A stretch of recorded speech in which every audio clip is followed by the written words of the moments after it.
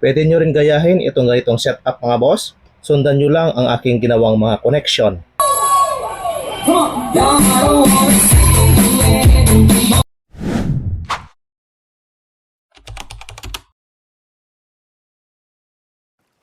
Hello mga boss, it's me, Kuya Jerboy, and I'm back for another vlog today.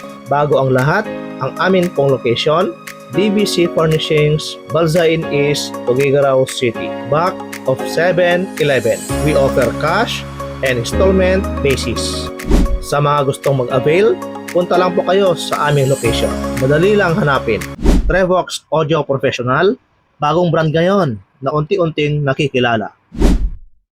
Chic 15 active subwoofer, 450 watts, 15 inches speaker diameter. Okay na okay, pandagdag hatak sa bass. Gumagapang ang dagundong nito. Nice! Binangkit natin kanina na active, ibig sabihin meron siyang built-in na amplifier. Ang bilihan nito mga boss, pwede siya sa per piece. Kung gusto mo namang pares, mas lalong maganda. Mas okay ang tunog.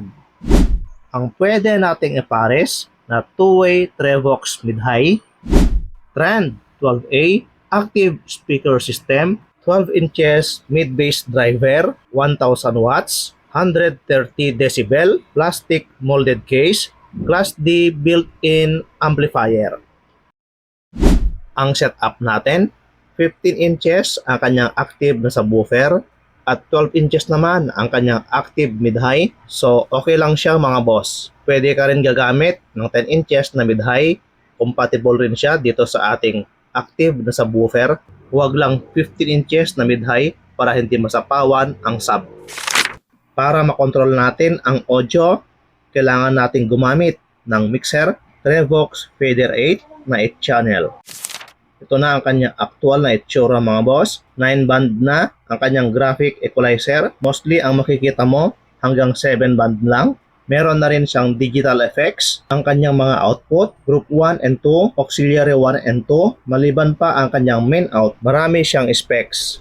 Pwede mo rin itong gamitin pang setup sa one-man band. Ang mga gagamitin natin mga connector, from mixer papunta sa ating mid-high at subwoofer. So from mixer, connect natin sa kanyang main out. So left and right yan mga boss. Dalawang female XLR ang ating ikinabit.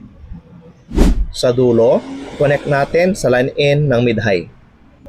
Unang mid-high, pangalawang mid-high. Yung isang set ng connector natin, ikabit natin sa line out ng ating mid-high. Tapos sa dulo ng ating connector, yun na ang ating ikabit papunta sa ating active na subwoofer.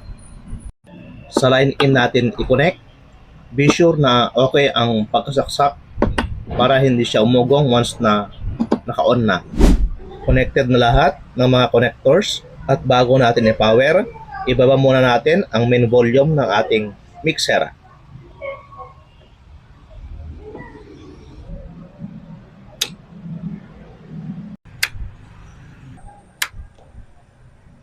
Okay, naka-power na ang ating mid-high. Next, ang ating subwoofer.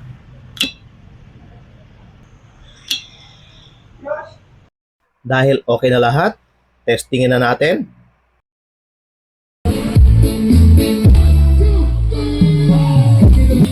Okay, meron din siyang laban mga boss.